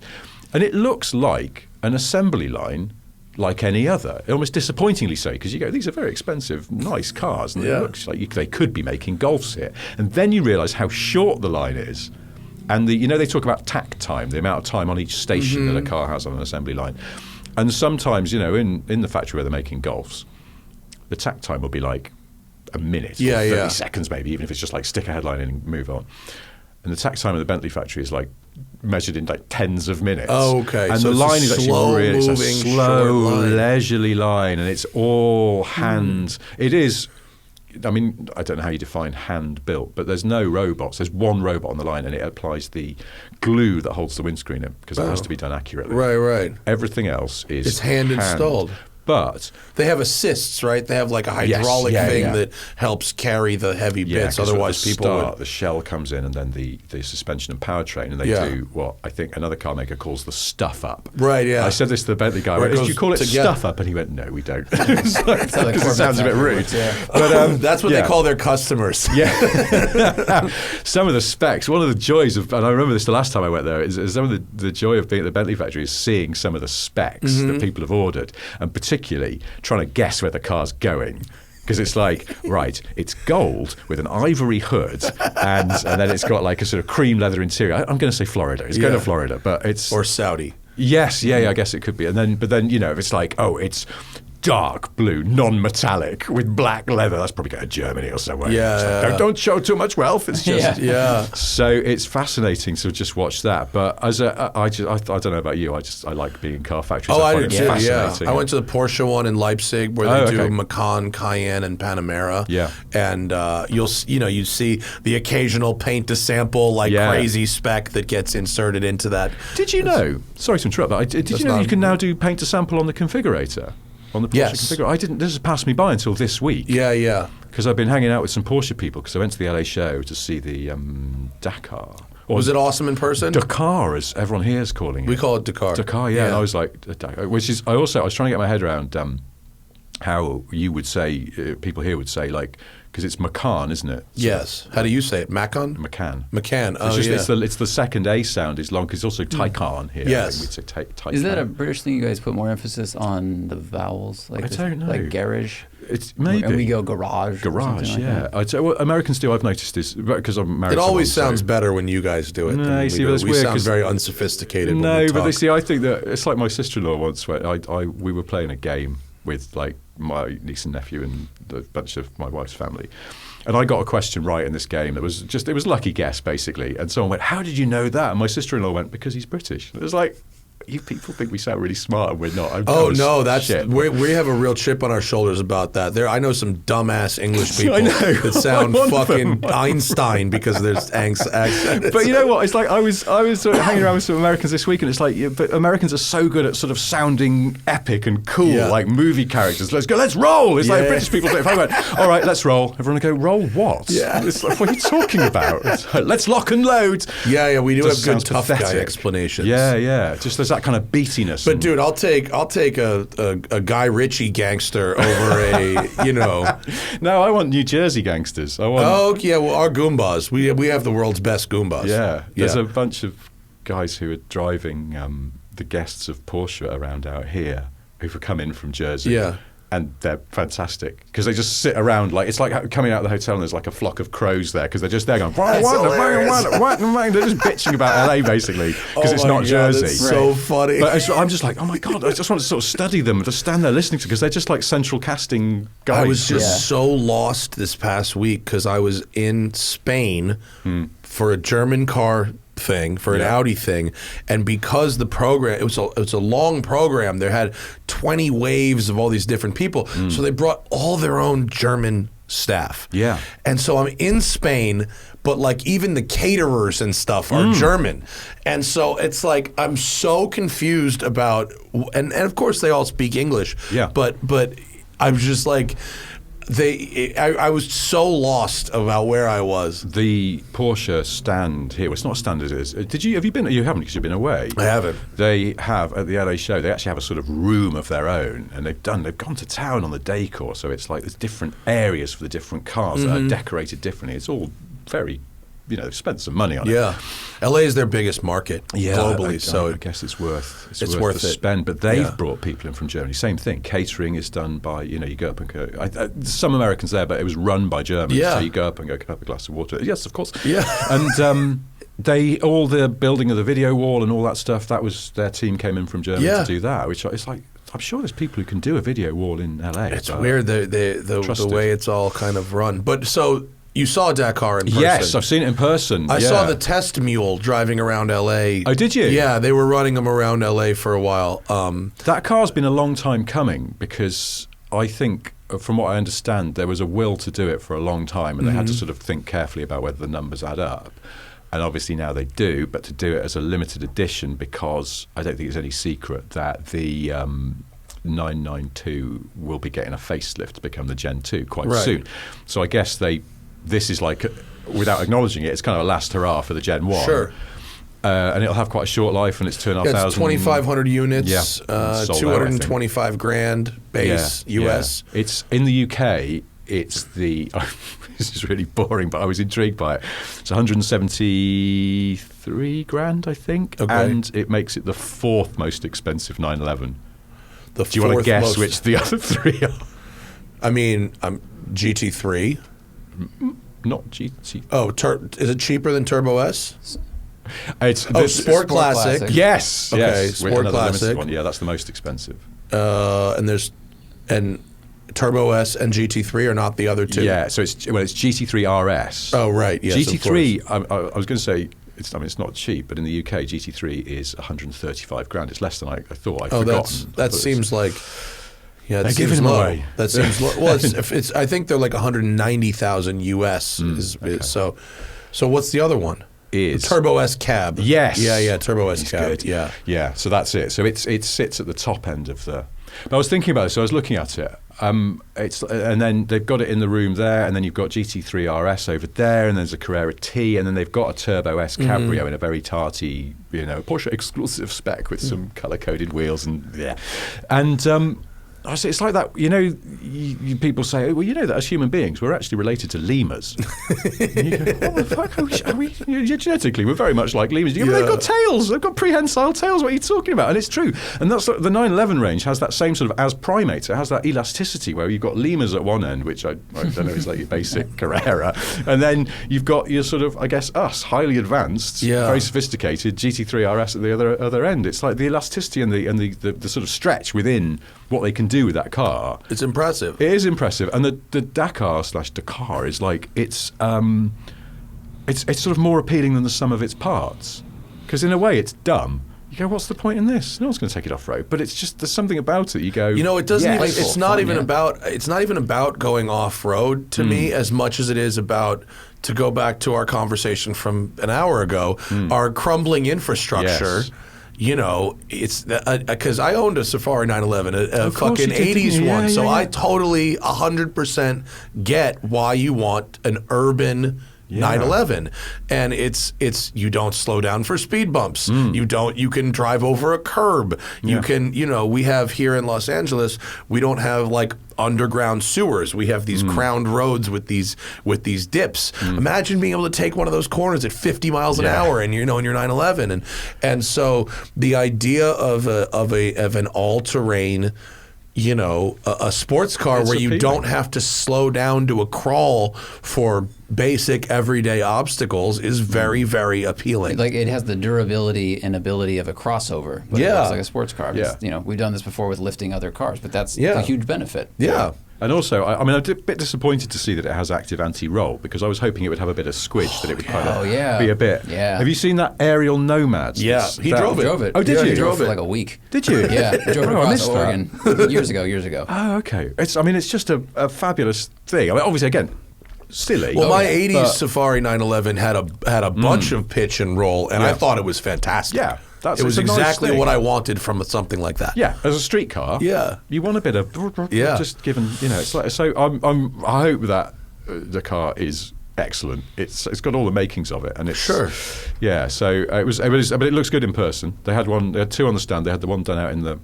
Did you know that so it says rough roads on the side, where the old 911 4x4 from the 80s. I didn't see it. So it says rough roads instead of Rothmans? Yeah. Oh, they couldn't get the license? Well, they didn't want to because it's a cigarette. Oh, that's a good point. But apparently, that's so funny. In America, we don't think of Rothmans as cigarettes. No, this is what they were telling me. Yeah, we never had Rothmans cigarettes. So Germany was going, of course, we can't say Rothmans, and apparently the US were going, why not? And they went, because it's cigarettes. Yeah, we didn't understand that. It's like one of those things. It's, when Subaru... Same thing with like John Player Special. Like we don't identify any of those brands as cigarettes. 555 on the Subaru rally cars. They were Japanese cigarettes. So it took me years to work out what 555 was, and it's I thought the it was same. the anonymous telephone number. Yes, it's the movie phone number. Sponsored by Hollywood Anonymity. Yeah. So they've put rough roads on the door. You can have any number that you want on that if you have that livery. Oh, really? Yeah. I didn't even know that you could get that livery. I thought they just did it for the show. Nope, that's an option. That's an option. I mean, that's kind of cool. Yeah, it's. I'd be. I wouldn't get it. It's a but bit. it's kind of cool. People go, "Why are you driving that?" People will get it. Have you seen a Cayenne yet with a Martini livery, factory Martini? No. It's awful. Oh, God. I've seen at least 3 or 4 of them around LA, and it's really embarrassing. There are some other liveries. I don't know where you'd find them, Zach, but there's some other factory liveries, like classic for this. rally car liveries. Yeah, and they call them like Rally Livery 74 or something like that, and it's cool. they totally modelled on specific. Oh, here we go. rally Zach's cars. got the configurator. There you up. go. See, look at this. Special color. Oh, look, rally design package. Yes. So that's the only one. Oh well, now they released some pics. I don't know. I saw them last night, but that minty green that you just had up there, that's the color of the other car on the show. Pull up the stand. shark blue. Is that the shark blue? Looks like shark blue. That doesn't really it doesn't work quite for work, me. does it? That's funny. That Back I has think a it might. big plastic cladding. Pull up on the it. paint to sample. Let's see what paint to sample looks good on this one. My dad just got ordered a Cayenne in Goodwood Green, which is a really great. Oh, did the menu not showing? That's weird. I don't know. Maybe they haven't released the paint to samples yet. Maybe. It's and you've seen Paint to Sample Plus too, right? No. So Paint to Sample is the extended colorway that's like 80 colors. Yeah. Oh, here you Paint go. to Sample Plus, Paint to Sample Plus is you bring them a chip. Oh, is that what they call it? Because someone was boasting about that. I overheard someone boasting to a customer. $23,000, and they have to paint a practice car. What? Because the cars are all mixed materials, right? Yes. This is carbon fiber, this is aluminum, this is steel, whatever. Yeah. And if you bring them a chip that they haven't painted before, they have to make sure that it'll work and get the mix right to paint the different panels. So it's double the price, but they literally have to paint 2 cars. God. Yeah, it's cool. Wow. Do they is the practice car just like the same car that they used to practice on all the time? So that car is effectively getting bigger and bigger because of all the paint on it. But no, it's a body in white that they paint it and then they fucking crush the thing. You got to buy an extra body. Oh my God. Isn't that crazy? That's nuts. People have been doing that for years because do you know Bristol, the car company Bristol, now defunct, and they used to pride themselves on the fact that basically because I think their paint was mixed in a bucket at the back of the factory, they'd go, bring us anything you want, anything you want, your wife's lipstick, this, your cat, we'll match it, it's fine. And this guy shambled into their showroom one day, this homeless guy, and he's all sort of, covered in rags. He's got this like a bag like from a supermarket with just crap in it. And he went, what's this? And I went, well, it's the Brigance. How much is it? Well, it would be £200,000. Yeah? Yeah, I'll have one of those. Yeah. But I want it this colour. And he pulls an old saucepan out of a bag, this blue saucepan. He went, I want it that colour. I'll leave that with you. You sort it out. I'll come back. But someone will be in touch about the money. And they were like, well, what a charmingly eccentric fellow he was anyway. Ta-ra, sir. And then an hour later, they got a call and went, hello, yes, I'm the PA to Mr. So-and-so. Yes, he's a little eccentric, but he was most impressed that you gave him the time of day because Bentley told him to piss off. No way. So I'm just arranging to wire you the money for the car. Wow. And they built him the car, in that blue, and they added it to their colour range so other people could choose it, and they called it Saucepan Blue. Really? Yeah. Wow. Can you look that up? Cool. Is that a thing? Can we find a saucepan blue Bristol? Well, yeah, look at because now you might find this will then ref a story I once wrote about Bristol where I put that because I went to interview the guy who was running it in its sort of later days. I would like to see what the photo of the saucepan blue I'd like looks to imagine it's slightly scuffed and it's got burn marks on it like a real saucepan, but I don't know. So it has been going on, that kind of paint to sample plus has been going on for a while. More like people will do it, but like Porsche does it to a level where it's like I imagine their quality is really I hope good. so. I'd hope so, yeah. I hope so, know. yeah. I mean, that's the thing. It's one of the things where I had my 911 detailed before I sold it to make it look, nice. And this guy called Richard Tipper, who he's on social media a lot, he cleans Harry Metcalf's cars. Oh, is that the super? He's not the super famous guy. There's a guy who had a video. There was like a viral video from maybe 10 years ago where they called it a wash. He was very British. He called it a wash, but it was really like he took the wheels off the car and the whole. Yeah. And it was like 6,000 pounds. You know? Okay. I don't know about that. I mean, but Richard is in sort of car nerd circles in the UK. People know Richard because he cleans sort of well-known car people's cars, and he came over and did my 911, and it was extraordinary. It was like having a new car. Yeah. Because I've never really had a car detailed to that level before. Yeah, yeah. I've always thought, I just get dirty again because I park on the street. No, it seems like a lot of money until you see the work. Well, the thing was, it's also you realise that actually that my 911 was basalt black, so it's that really nice, rich black. But when it's, even though it was like 9-10 years old at that point, it comes up so well because it's fundamentally quite good quality paint. Do you see that IROC downstairs? That Camaro? Yeah. That one we've just done. And it's like that was like a $2,000 paint correction. Yeah, yeah. And it's like very low mileage, but it was a little bit tired Camaro, and it's like, glowing now. Yeah. It's funny. I've just had my friend Larry on the East Coast. His video went up today. Go check out his video, the Ammo NYC. He's one of these. He's a very famous YouTube detailer, and he makes his own products, and he's like one of my best friends. And so my Porsche was in New York, and that's where my dealer was. And so I sent it to him, because Porsche paint, as good as it is, it's not perfect. And if you really want it to be perfect, and you are crazy about it, and I was going to do I did do the paint protection film on the whole car. It's my first brand new, really high-end brand new car, and I intend to keep it for a really long time. And so I said, okay, let's do the paint correction and then put the film over it so it's like perfect. And Larry said, mine was, he said, quote, better than most, but not perfect. But after he did his thing on it, the glow of it was crazy. It's super rich and very deep. And will the film sort of lock that in more? Yeah. Okay. He does film, and then he does ceramic coating on the film. Oh, okay. So you can literally just hose it off, for the next 5 years, and just everything will come right off, and it will like glow forever. But that level of detailing is underappreciated. Yeah, it's impressive when you see it done. And it's even just little things on an older car. They sort of mat down the steering wheel. Right. The leather steering wheels. There's just they age a car, don't they? They get all shiny and tatty, but just mat it down, make it look new again. It just kind of go, new car. Yeah, they can do a lot with leather and stuff too. When they really scrub out the leather, and you go, I didn't realize that was in there. Yeah, that's something. Sorry to keep going on about my Panda, but I'm very fond of it. But it's got cloth seats. Yes. And underappreciated thing. Yeah, I was like, absolutely. This is nice. Yeah, because they're a little bit warm, but they're okay. But it's just like, because leather particularly a cheap car, cheap leather just looks afterwards, because not leather really. Expensive leather expensive cloth is great. Yeah, like I love those like Alpinas from the '90s that would have the crazy. That was a factory I went to that was really underappreciated. Oh yeah, cool. I saw you were out there. You ever been there? No. You should check that out while you still can, because before BMW shuts it down in 2 years, it's worth a visit. Are they shutting it down in 2 years? I think so. I think they're just bringing it all in house.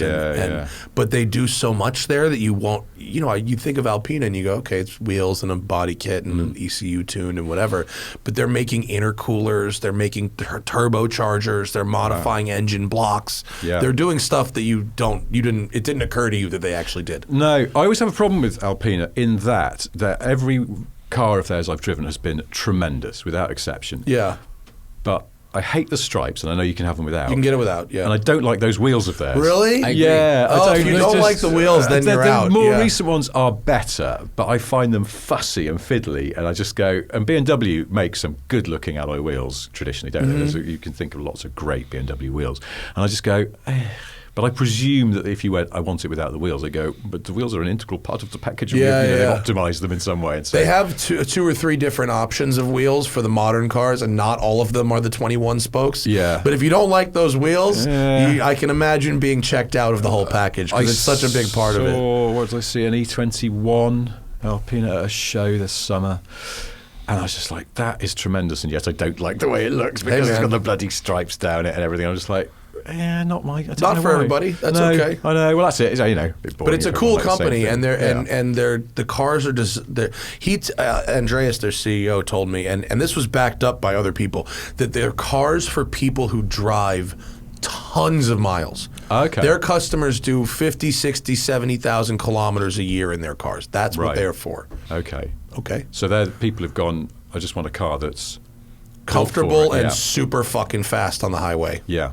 That's it. Yeah. It's very sort of Germanic, because they, obviously they're going, I mean, that's not great myth. And when I drove that B8 around Germany, even despite the German, don't show off wealth so much, and this was probably the most expensive car I saw the whole trip. It's 170,000 euros, this thing, with the stripes and the wheels. Yeah. universally like, oh yes, Really? yes, you are of taste. Yeah, I mean, You that's are the of thing. They taste. are connoisseurs cars, Yeah, aren't they? you have So- to know. You definitely. They have used to to be, I don't know if it's so prevalent now, but they used to be, if you went to mainland Europe, particularly to Germany or like Luxembourg or Austria or somewhere, what I would call kind of Euro spec Lux cars, which is non-metallic paints, quite often on Steelies, particularly if they're Debadged. running, debadged, running the winter tyres probably on Steelies.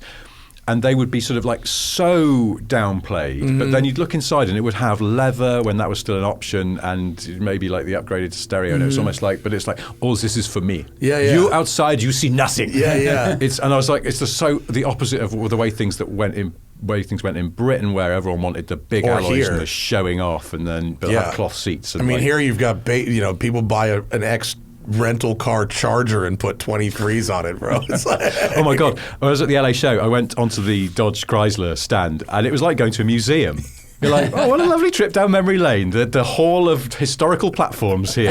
It's like, oh my God, they're still making these cars. yeah, and they're Extraordinary. hugely popular. Well, I mentioned this to somebody, and they went, well, you know that the Challenger's like outsells the Mustang and the Camaro. It does. And I was like, oh, I had sort of read that somewhere, but then it's the amount by which it does. Yeah. And there was some other stat they gave me that I was like, oh, well, I mean, fair play I think to the them. Charger is the last rear-wheel drive V8 sedan you can buy in America.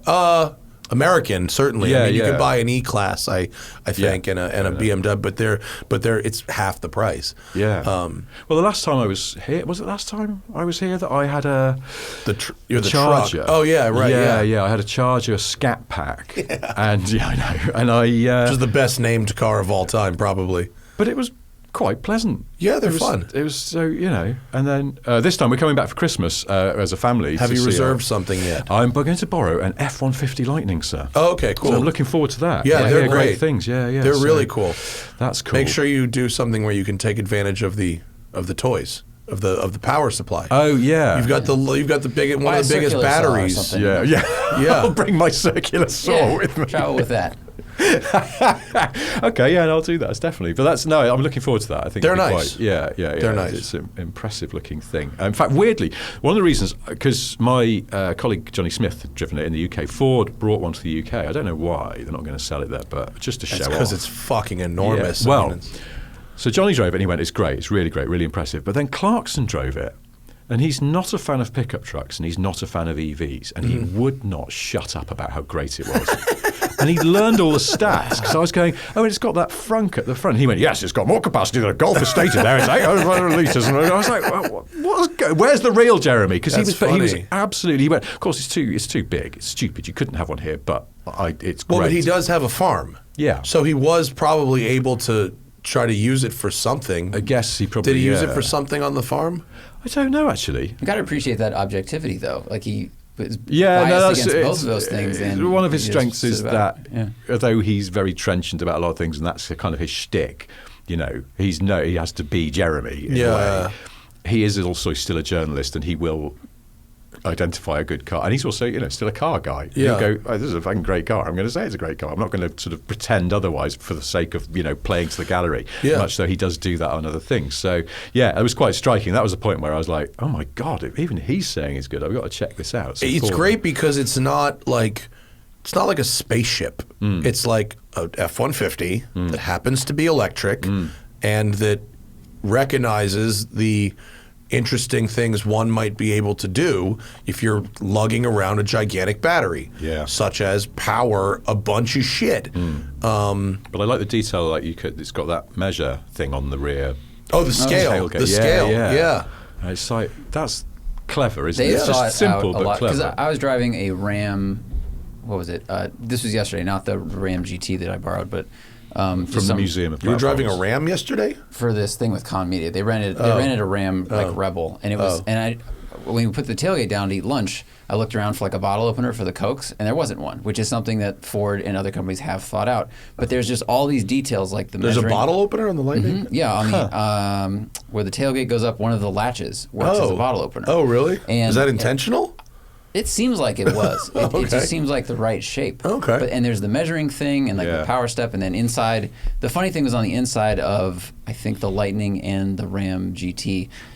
When you open the center console, there's all of these like conversion tables for math and like the metric system, and I went, well, who uses this? Like this plastic protractor that you can still lay something on, but the Ford, they thought out a lot of stuff. I was staying in this hotel downtown, and one night I was just walking up to the hotel, and after stabbing someone. After just doing a bit of shanking, and two people I know from Top Gear magazine in the UK pulled up in that new Hummer.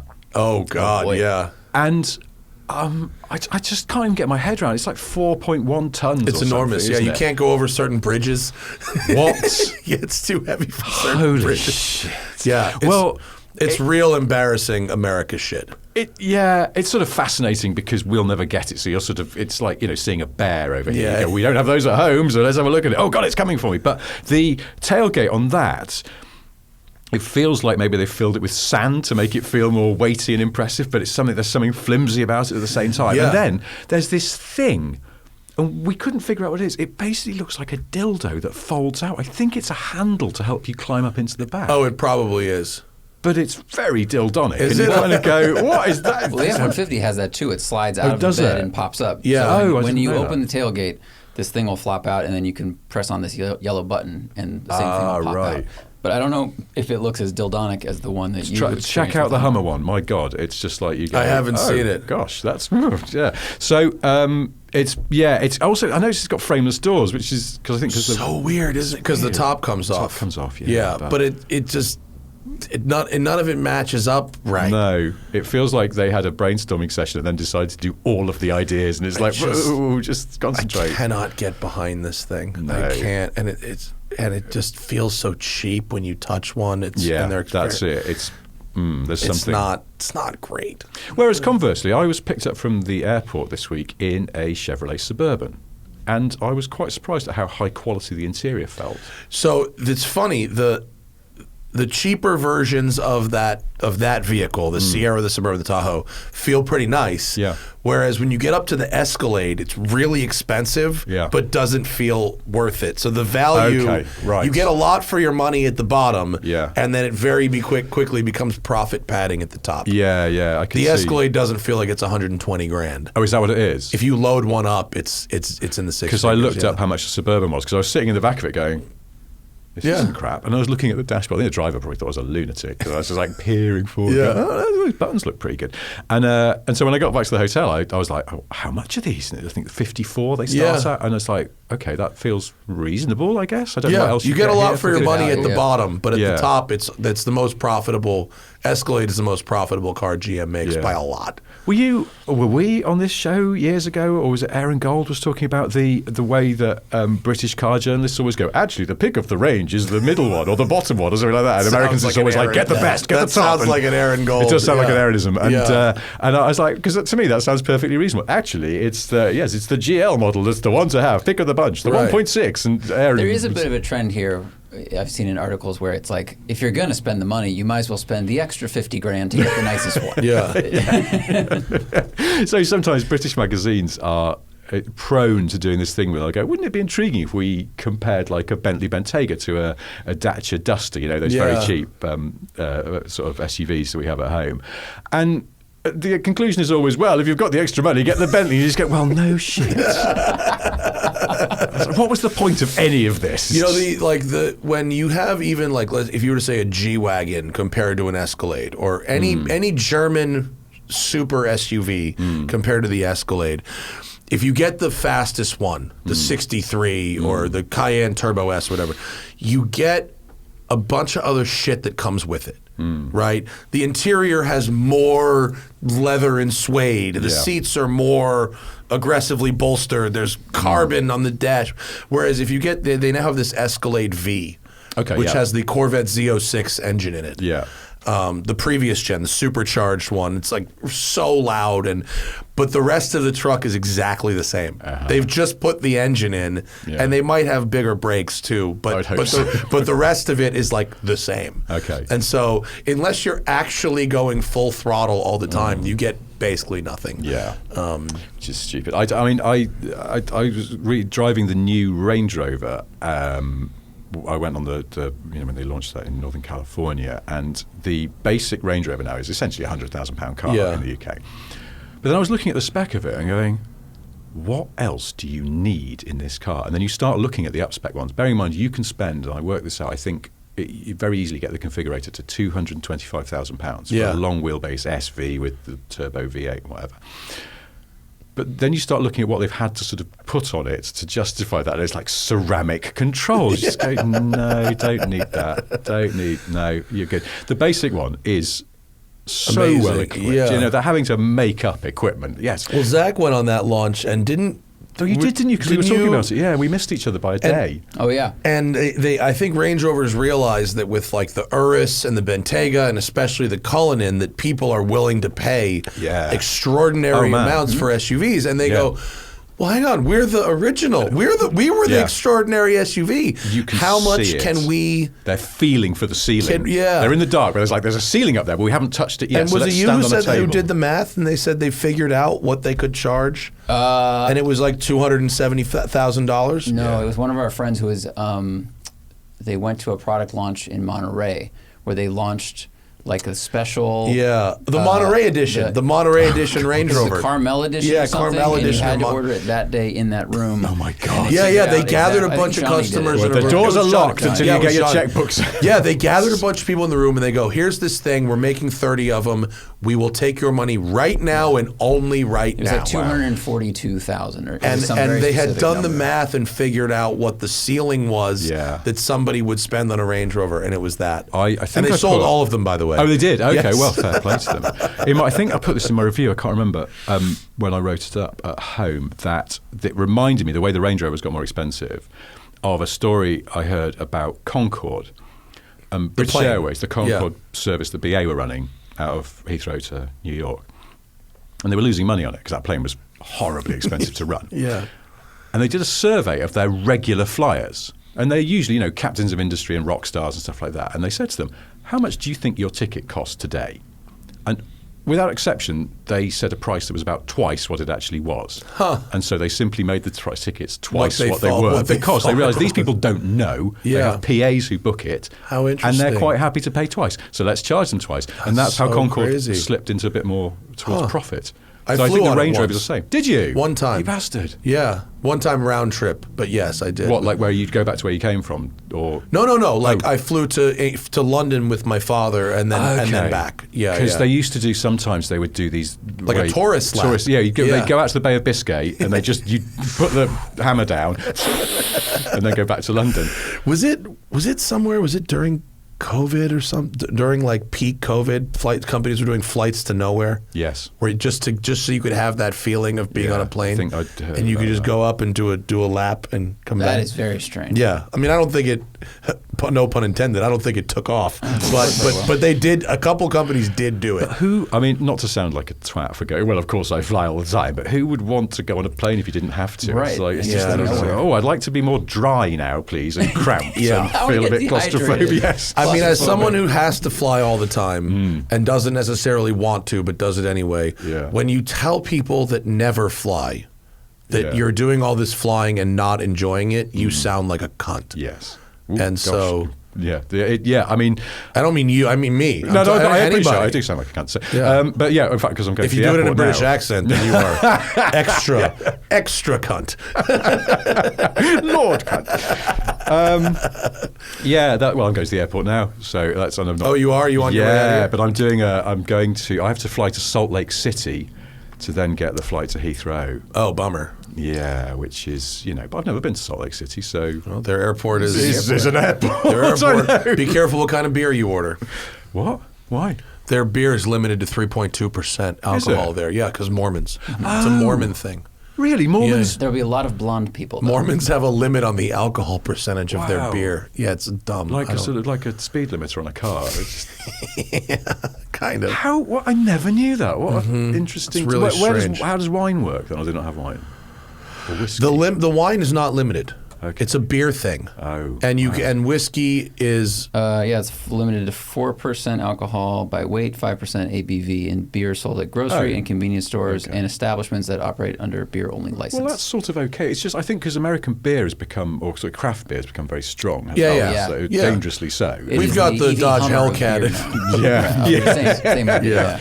It's talking of whiskey. When I came over here. That was Monday this week. I don't sleep very well on planes, but I thought, well, I'll have a little whiskey because that might help. And on planes sometimes they're just free pouring, and they just want you to shut the fuck up and leave them alone for the body of the transatlantic. Sometimes flight. that backfires, but go on. Yes. And so they gave me a tumbler of whiskey, and I put a film on, and I was like, actually, that went down very well. I'll have another one, please. And I had another one. And then sort of fell asleep for about 20 minutes. And then the next thing, we were landing, and I was feeling very odd. And I got to immigration, and I'm terrified of American immigration because they want you to be, and it works on me. And I don't want to get banned from your country because, some of my family are here. So I got to the thing, and also because I'm here technically, I'm here for meetings, which you're allowed to do without a visa, but I didn't want to screw that up and give them the impression that I'm stealing work from Americans. Right. So when they say, "Are you here for work?" What do you say? I say yes, I'm here for meetings. Okay, and that's. I didn't realize that was. Well, I didn't realize it until my wife pointed it out to me, and so when I came over to drive the Range Rover, it's like I'm here for a meeting, and that's okay because I'm going back to review it for a British newspaper. Not taking work from Americans. I just have to go and meet someone from Land Rover who gives me the keys to a Range Rover.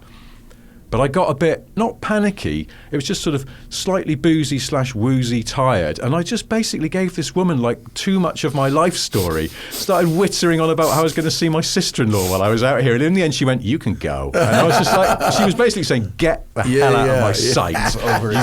You strange man." And it was, really weird experience. She didn't do the fingerprints thing. And I don't know if they've dropped that or if she just couldn't be bothered because she's like, this guy's... they didn't do that the last time I went through either. I think they just... They do the photo. Yeah. The face recognition. Yeah. I do that. A related story of over-explaining, the last time I took my written driver's test, which I had to take, 6 years ago, but one of the questions was, is it safe to drive under a medication? And I went up to the guy at the thing, and I was like, well, what kind of medication are we talking about? And I started going in, and he just looks at me, he's like, "Put the answer that you think is the dumbest." And that is the correct answer. And I was like, oh. General anaesthetic. It's like when I went to a pub quiz years ago in my old local in London, and one of the questions was, who is the biggest vehicle manufacturer in the world? And in a general knowledge round, and I went, "Sorry, just to clarify, do you mean vehicle manufacturer or car manufacturer?" And he went, "What?" Because he's got a microphone and I hadn't. Yeah. And I went, because you see, the thing is, vehicle would be one thing, car would be a different. So I just wanted to clarify, if when by vehicle you mean cars or if you mean sort of trucks and vans and things like that. And he just went, "It's General Motors. The answer is General Motors." And gave it to the whole pub, thereby eroding the one advantage I have, which is I know about cars. So That's it was, hilarious. and my mates on the team were like, "You A couple weeks ago, I was at a pub quiz with my wife, and one of the entire rounds was match the model of car with the manufacturer. And I was like, "Nah, just go back to your drinks, everybody. I'll just fucking stand write." aside. Yeah. It's like when I got into a pub quiz where there was a tie break situation, and they went, "Okay, well, it's tie break is between you and you." For some reason I was representing our team. It's a music round. We're going to play a bit of music. Just tell us what theme tune to what show this is. Bang the bar when you know. It was the fucking Top Gear theme. And I did win that one. I'd be humiliating if I didn't. So. It was like from one bar. You're supposed to abstain from that. He announced that. Yeah, it's like, yes, I'll have to recuse myself from the quiz, but no. That's hilarious. Yeah. Right in your face. Do we have anything from Patreon? We do. Let's go to the Patreon. Oh, yeah, so you're embracing the Patreon because this is what we're doing. It's excellent. We recommend it. Yeah. Of course, if you want to listen to the show ad-free, you want to ask our questions or ask questions to us or the guests, you want to get the show the day it's recorded rather than wait till Tuesday, Thursday. What time is your flight? You got to get going? 1:25. Oh, okay, cool. So I'll be all right. All right. Mm-hmm. Yeah. I have someone coming at 11, but they can fucking wait. Of course, patreon.com/The Smoking Tire Podcast. What do we have? Now you've been smart because you've done membership levels on your Patreon. You should do that. Johnny and I were a bit, well, it's my fault. I set it up. But I was like, I don't know what we can offer beyond just here. Give us some money. You can just copy what we did. Well, that works But well. I think it's a bit late now. We ask for £1 a month. You can give more, and people do. Yeah. But we ask for £1 a month. But we just have enough people that sort of you sort of go, okay, it saves us having to tart around too much. Our strategy was that we want to give people something that they can't get normally. Yeah. But without having to physically do a ton of extra work and recording because we just don't have time for it. Well, yeah, that's it. Isn't it? It's funny because we're doing live shows now. So one of the things we've realised we can do for our Patrons, but all of them because we don't have tiers, is you get first dibs on the tickets. So I saw that on your Twitter. That's very smart. I like that idea. So we're doing a shameless plug. We're doing another live show on the 8th of December. So the tickets went on sale for Patrons today, Friday. Oh, cool. And everyone else doesn't get them till Monday. So how many seats are you doing in the live show? 250 for this one. And are you selling them out? Yeah, we sold out Bentley in like a day. Or really? Less. Yeah. And we did one this while I was at Crew. We did one in the Bentley factory. Oh, cool. And we sold 250 seats in a few hours, really. Really? And then, because Bentley people who worked there were like, they're coming here but the tickets are all sold out, so they stuck in another 20-something seats for the Bentley employees who wanted to come. Oh, that's and encouraging. Then we had a wait list of 130, 140 people. No way. So on that maths, we were like, well, maybe we should try and go bigger, but it's hard to find. And you don't want to accidentally book Shea Stadium and then no one turns up. You look like an idiot. That's called being the Mets. I understood that joke. Yay. All right. Well, that's encouraging for us because we've been talking about ways to do live shows. It's fun. It's really fun. It's really nice to meet the people who listen to you because our experience is they're really nice and they're really rooting for you.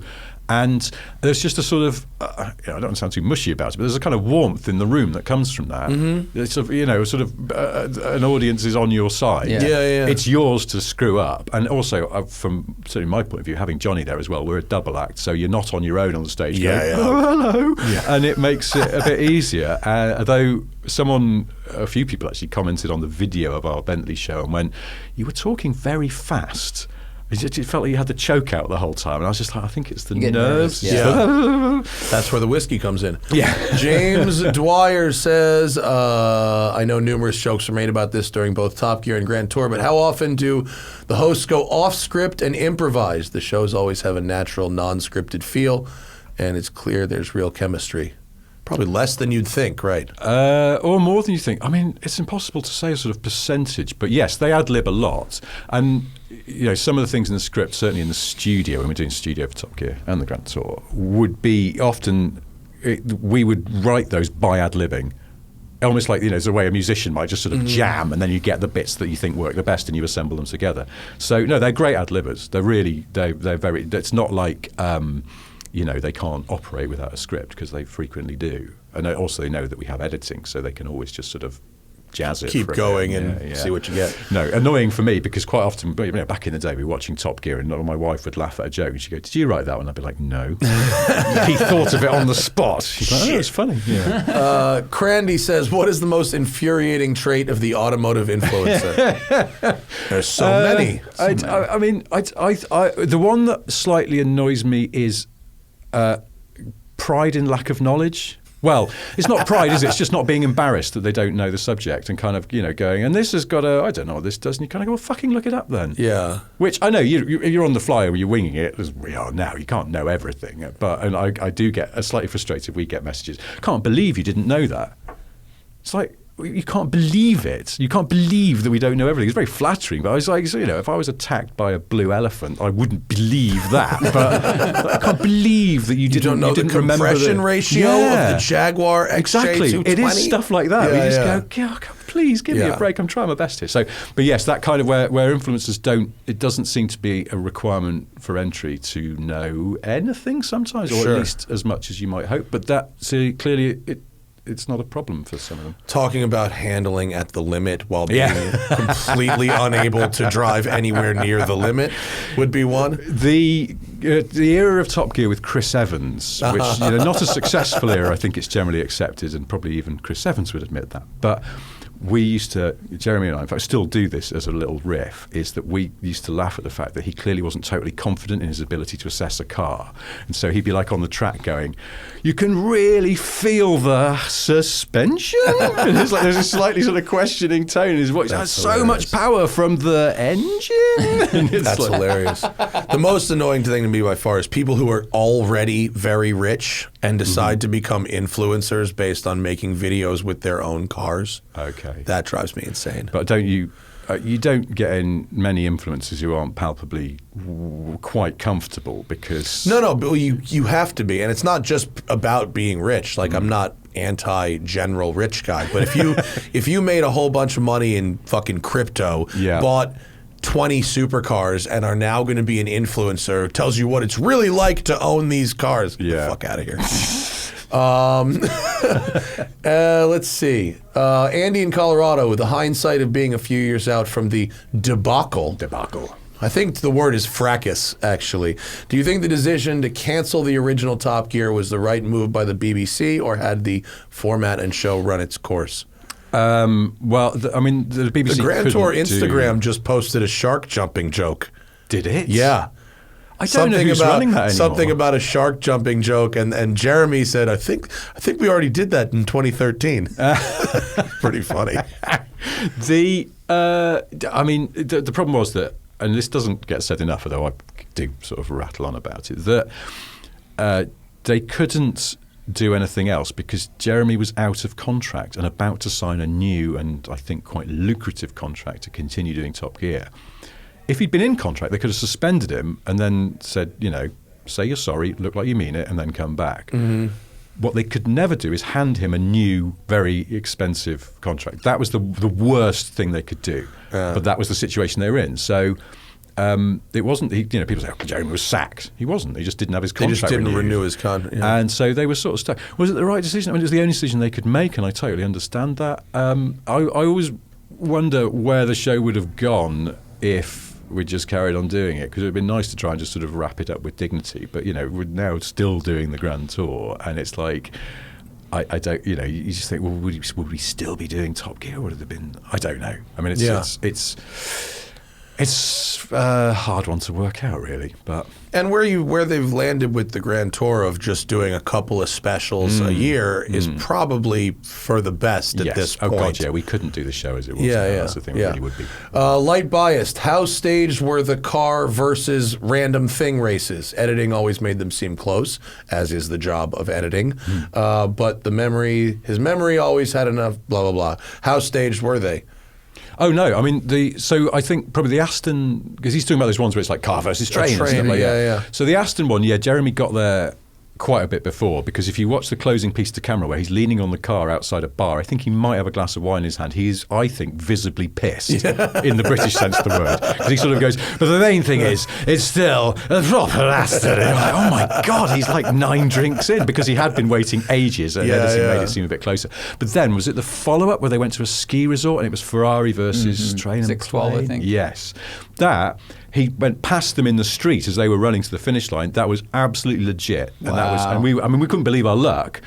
But what went into those races increasingly was a lot of back timing. Mm-hmm. How will we make it as close as possible? Yeah. By just figuring it backwards from there. You have to set off at this time so that you will get to the train at this time, because then you will only have to wait 5 minutes to get on the train. Yeah, you want a close race, so you're sneaking in ways in production to make it planning.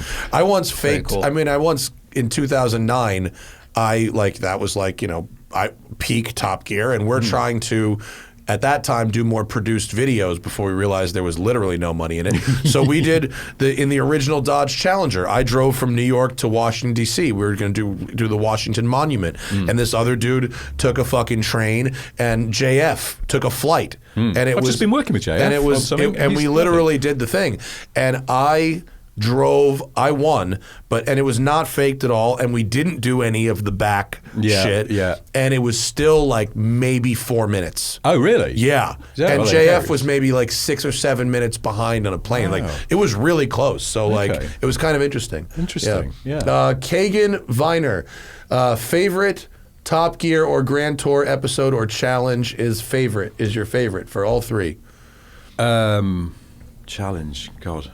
There's been a lot. Quite a recent Grand Tour one that I really, really liked. It was when they built a flat pack truck that was airdropped on and drove across Mongolia. And it was amazing.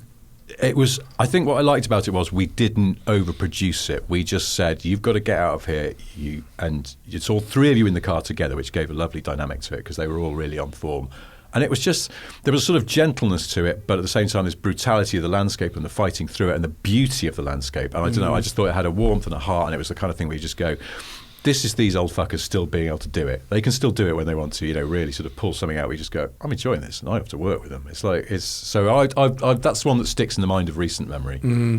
Everything else blurs into one. I mean, the one clip that is the most influential clip for me in the history of car media is the original Ariel Atom film. I remember you saying that was how you saw the show. That was the first time I ever saw the show or anything, because it was, you know, we were downloading them on fucking torrents here. Yeah. And like, it was like 2007 or something, and that was when I went, oh, that is something where it was really kind of visually, and the writing and the fucking visual of his face getting all fucked up and all that kind of stuff. I was like, oh, this is an elevated form of this media.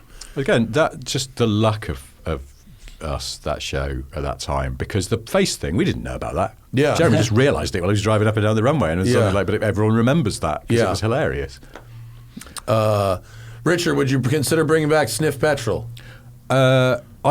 I did sort of think about it the other day, and I don't know why, because I stopped doing it because I used to get up in the morning when it was just me, and I could get up in the morning and make myself a coffee and then think of some shit and post it, and that would be it for the day. And maybe I'd do another story later, perhaps. But I have small kids now, and I have more random and varied work going on than just going to the Top Gear office 3 or 4 days a week, which is what I used to do. And it's just sort of work that, because I didn't really make any money off it, good shop window for my work, right? But it's like I don't know. I've lost a bit of. I don't know that cars are or motorsport is as funny. No, it probably is, in that you've got some ridiculous characters still in motorsport, and that's always funny. You know, you could lampoon Christian Horner all day. Have you redirected that energy into the books? Because it seems like you're cranking out these really funny, you know, somewhat strange automotive books every 2-3 years. Well, that was the Boring Car Trivia, the original one, was a reaction to being in lockdown, the first lockdown in the UK. Because, you know, I was very lucky that I did keep a bit of work going on, but I still had time. And also, it sounds really pompous, but I was like, I feel like I need to do something, because a car Twitter, so British car Twitter, nice community. Generally, you don't get much dickheadery. It's just all quite warm and friendly, and people like to nerd out. And I used to share occasionally nerdy facts, because I used to, in my phone, you know, I'd been to a car event, interviewed an engineer, and they'd said something off the cuff that was, I got one last night. I was sitting next to somebody for a bit at a thing, and they told me some brilliant little nuggets of information about something really obscure, and I was like, okay, now having that, and I was like, I'm going to share these. And I thought, well, that's probably enough for a thin book. And the Amazon self-publishing platform is so good in terms of just getting stuff out there that looks reasonably professional. Mm-hmm. But I'm just going to do it. And it got such a great reaction. It sold, I was very proud of the fact that it outsold some books that I've done with proper publishers. It was more a reflection on how badly they did at the time. Yeah. But it's even so. So I was like, I've got enough left over, I think, to sort of do a second one, and then end up doing a third. I'm collecting stuff for a fourth, but I think I won't do it till next year. But it's partly because the joy of doing it for yourself, and it's so I think if I did it with a publisher, they'd go, probably wouldn't put boring in the title, a bit off-putting, and I'm like, no, screw it. It hits to the target audience, which is people who go. Well, it's also the difference between, like, you know, when we discovered YouTube versus like going into meetings with cable fucking TV people, and them going, well, this idea, and you go, well, I have a self-publishing platform now, so go fuck yourself. Yeah. If it fails, it fails. But I can hear the guy waiting for me downstairs, so I'm just going to go with Daniel Berman's question, and we'll end there. Do you think that people underappreciated how much of an effect Top Gear being on the BBC had on the show's character compared to the Grand Tour and Amazon? I noticed it right away. Yeah, I think that being on the BBC, we were the naughty kids sitting at the back of the school bus, because the BBC is a very grown-up. Not that Amazon isn't, but, you know, I think the BBC has certain. If you're British, you understand the BBC is a bedrock of the nation, because it tells you the news, and it sort of educates our children in things. If you let your kids watch this sort of very, you know, well-made programming of great quality and integrity. And then you've got this dicking around, and we were always sort of trying to push the boundaries. And you can only push things if you think you're going to get told off by the grown-ups for it. If you know you're not, there's no fun in it if you're of that mentality, and we were, because we're children. And so it definitely did have that sort of. It was something to push against. It was the grit in the oyster, if you like. Well, that's what I've noticed when in the first seasons when they were doing studio sets in the Grand Tour and stuff versus when you didn't have the antagonism of this network that was fighting you all the time. You know, that created a tension that was very useful. There's in a lot of something ways. else, though, that I think is at least as important, which is that we old-fashioned teleheads, of course this is all gone now because everybody streams things. Well, people don't really sit down and just watch TV when TV is on. But we were lucky that we were the sort of one of the last waves of TV where, so we were Sunday night in the UK, and you know, and our heads were always in the UK. We were a British show made for a British audience. The fact that it sort of suddenly became global over time is neither here nor there. We were making it for people to then sit down on a Sunday evening and watch our antics and whatever we've been up to. And because we made the studio on a Wednesday and it went out that Sunday, it felt very fresh. That you were knowing as you bust your arse on the studio day in the hot or the extreme cold, because that studio was always the wrong temperature, that at least you got to see your homework presented on the telly that Sunday evening. And that Monday morning people were talking about it in the forums, in offices. You know, it's just sort of, it felt very immediate and very real. And now, you know, the Grand Tour goes out there and it's like, where is it? Who's watching it? When? What are they doing? Are they watching in one go? Do they pause? It just sort of feels less. Do they even give you the numbers? No. Yeah. They refuse. They never. It's like, a policy. You're doing well. Here's another one. Yeah, they told us. They told us that the Scandi Flick was doing really well, like really well. They were very, very pleased with it, and but not. There's no actual measure on that compared to everything else. It's just trust us, it's doing well. And they're a very data-driven company, so you know they know. Of course. They could give you a crazy spreadsheet with metrics you didn't even know were metrics if they wanted to. But then you could negotiate with that knowledge. Well, exactly. So you go, tell me the 994,641st person who watched it, where do they live? And they could tell you, but they won't. So you just have to live with that. Thanks for stopping by, man. No, thanks for having me. I'm sorry we can't freeform it for eternity, but it's been great to see you. I'm glad we can make it happen today. And for the live people, stick around because in an hour we've got Mike Burrows from Stance Works coming in to talk about that crazy Ferrari he built for SEMA, which I haven't seen him in a while. That'll be nice. And for everyone else, I hope you've had a great Thanksgiving because this show will air. No, this one goes up today. Oh, this one goes up today. So I hope you will have a great Thanksgiving. We are off next week. We're taking a break for Thanksgiving. If you're listening to this later on then and you're in Salt Lake City Airport and you're seeing a very disheveled, whiskey-sodden man who's missed his flight home, come and say hi. Come and say hello. Of course, where can people see all your books to buy them? On sniffpetrol.com? No, I'm not that smart. They're all on Amazon. I mean, there's books. All the self-published ones are certainly on Amazon because that's. So just go on Amazon and look up Richard Porter. Boring Car Sniff Trivia. Petrol, Boring Car Trivia. The Roy Lancaster book. Is that still there? The Roy Lancaster's How to Be a Motoring Journalist is still there. And then I wrote, again, during COVID times, I set myself a challenge to write a novel in a month. And it's a spoof Cold War thriller written by Roy in the 80s and awesome. left undiscovered. And he puts far too much detail into describing how people get from one place to another and the engine capacity of their car, but then sort of skirts over major plot details. And there's a sex scene in it, which is absolutely terrible and involves the phrase muscular penis. I'm very proud of it, and I'd like more people to buy it because it's a total piss take. I have a lot more flights coming up. I will buy it for sure. Thank you. Thanks, buddy. And thanks to our patrons, and we'll see you guys very soon. Bye.